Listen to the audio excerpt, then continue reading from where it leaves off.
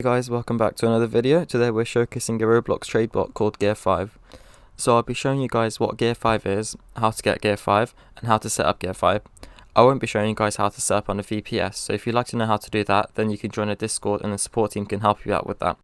I'll leave a link in the description for everything that you'll need to know that I don't mention in the video, so be sure to check that out. So to get started, I'll tell you what Gear 5 is. Gear 5 is a Roblox trading bot that is better and faster than any other trading bot out there. It has over 20 features, and some of them stand out, such as UUC protection, projected items and wrap spike protection, an advanced trading mode, and even an inbound checker that doesn't decline bad inbounds in case one day the trade becomes a win. Essentially, what this bot does is it sends trades for you and increases your wrap and value automatically 24/7 without you having to do anything. To get the trading bot, you have to first pick which payment option you would like to use. As of now, there is only PayPal and crypto, but these may change in the future, so I'll leave a link down in the description to both and let you pick which one you would like to use. But you could also check the purchase channel in the Discord for the links, which is more recommended since the links could change in the future. Okay, so the first thing you want to do is click on the link, which will redirect you to the Shopee or the Sellix, depending on which link you clicked on. For this example, I'll be using the Shopee since PayPal is the most common payment method. From there, you select how many copies you would like to buy and enter your coupon if you have one. And then click on purchase, and after that click on instant. So once you've done that, you put your email in. You put the email you want to receive the digital receipt, which includes your whitelist code and instructions on how to whitelist yourself in the first box. You can also select deliver to PayPal email if you would like to receive it there instead. So after you put that in, you want to get a Discord ID by going to the Discord and typing the command -get ID in the bot commands channel and copy and paste that into this box. Then just write yes or I agree in the box below, which just asks if you agree to not charge back. After that, you put your PayPal email or Bitcoin address depending on which option you've selected. Then you get your Roblox ID by going to your profile and copy and pasting the numbers in the URL into the box. Then you put your Discord username and tag in the second to last box. To get your username, all you gotta do is open Discord and click on your username and tag at the bottom left, and it copies it to your clipboard ready to paste. Finally, you can put your Vermilion account name into the last box if you have one. Once you've filled all that in, you click on this arrow and then click on the huge light blue PayPal link, and from there it should be pretty self-explanatory. So once you've bought Gear 5, you should get an email with your key. You're going to need to copy the key and go into the bot commands channel in the Discord and type -redeem and then paste your key in to whitelist yourself. Then you type -get role to get the buyer's role and download the folder from the download channel. Once it's downloaded and extracted to your desktop or wherever you'd like to keep the Gear 5 folder, you go to the Discord and start a DM with the Gear 5 bot and type in the command -get key, and then you copy that and open the settings.ini file and paste your secret key right there. Then you need to get your Roblox cookie. To get that, you need to go to Roblox, then press F12 and locate the Applications tab. From there, you go to where it says Cookies and press the drop down arrow and click on this. Then you find .roblox security and copy its whole value including the warning, and you paste that in right here. Once you've done that, you need to get your hardware ID. So you need to save the settings.ini file and open Gear 5. Once you've done that, it should give you your hardware ID. You need to copy your hardware ID like so and go back to your DMs with the bot and type -change HWID and paste your hardware ID after that. If you can't change your hardware ID because you've already changed it in the last 24 hours and have a valid reason, then you can make a support ticket and a staff member will reset your hardware ID cooldown for you. The last thing you need to do is set up your Roblox user ID. To do so, you message the bot -change ID followed by your Roblox ID. You should know how to get your Roblox ID since I showed how to get it when purchasing the bot. However, in case you skip that, I'll leave timestamps so you can get back to that bit and see how to get your Roblox user ID. Once you've set up all that, you're ready to start earning. All you gotta do is now launch Gear 5. Everything is now done. However, if you'd like to see how to set up a config and what each feature does, then keep watching. The amount of profit you make somewhat relies on the config, and the better config you have, the more profit you can make. I'll go through every feature explaining what it does and what I have set it to on my config. To get started, you should have already filled in the authentications bit, so we can skip that.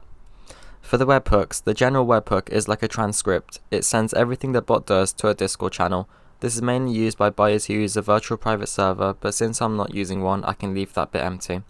The completed trades webhook sends every accepted trade to the desired Discord channel with a fancy embed showing how much profit you make and what items were sent and received. To get your webhook, you need to go to a Discord server you have ownership of or admin permissions, and go to the server settings. Then you go to the integrations tab and select webhooks. From there you click on new webhook and name it whatever you want, then change the channel to the channel you want it to send the accepted trades to. And finally press copy webhook URL and paste it right here. Now for the outbound checker section.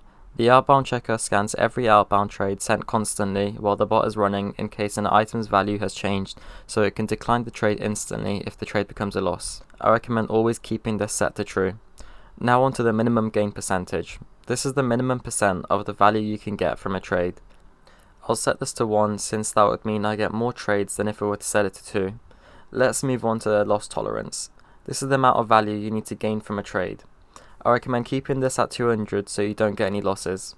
Finally, we have time between checking outbounds. This is the amount of time in seconds between each outbound trade the bot checks. I'll keep this at 2 since 2 seconds is perfectly fine. Now onto the inbound section. The inbounds are similar to the outbounds, but instead it checks the trades you receive and accepts the good ones. I recommend you keep this set to true since it increases profits and chances of getting trades. Moving on to keep bad inbounds. This finds bad inbound trades and instead of declining them, this keeps them in hopes of one day the trade becomes a win. I always recommend keeping this one set to true. Now onto the calculate projected inbound trade. What this does is calculates the real values of the projected items, and if you disable this, it will just decline any trades that includes a projected. I'll be keeping this set to true. Finally, we have time between checking inbound. This is just the time in seconds between checking if you have any inbound trades available, and since I don't get too many inbounds, I'll keep this set at 25.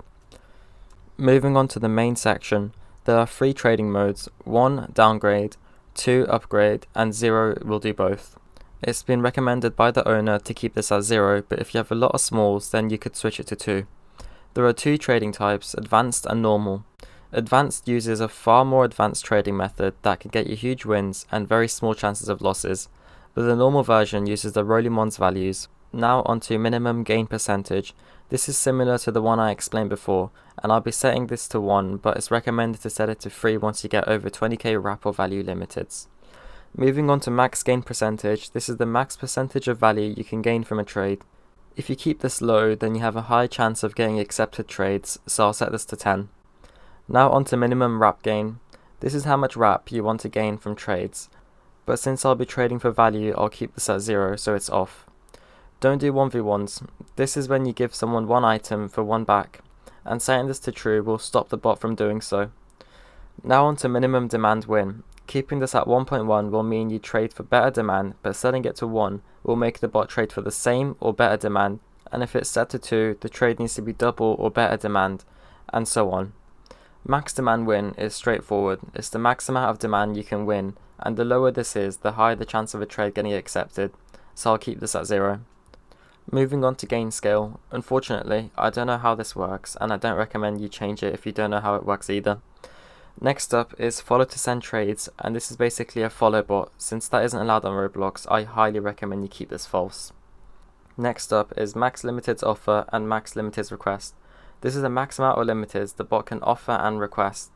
I'll be setting both to 4. After that, it's minimum limiteds offer and minimum limiteds request, and this is the lowest it can offer and request, so I'll keep them both at 1. Moving on, we have minimum sales value. This is the minimum amount of sales the limited needs to have in the past 6 months. I'll set this to 15. Next we have max trading partner inventory size. This is the max inventory size of the person you're trading with. I'll keep this at 0 so I can trade with everyone possible. Then we have time before updating inventory. And this is the time before the bot updates the limiteds in your inventory. I'll be keeping this at 360 seconds. Scale value with demand means the bot will scale your values with your limited's demand. I'll be keeping this set to true. Not for trade is simply as the name suggests. Anything you have that you don't want to trade, you just get the item IDs and put it after the equals. Don't trade for is fairly similar, but instead it's the limiteds you don't want. User ID blacklist is anyone you don't want to trade with, and you just put their Roblox ID after the equals, and the bot won't accept any trades or send any trades to that person. Next up is blacklist terrible demand, and this just makes the bot not trade for any limiteds with terrible or bad demand, and it's highly recommended to always keep this true. Offered projected's decrease percent is the percent the limited's projected wrap is decreased, so If you set this to 100, it will trade for the original wrap of the projected limited. I'll keep this at 30. Minimum request limited value.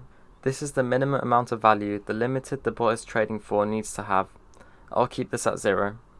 Then we have max trade offer value.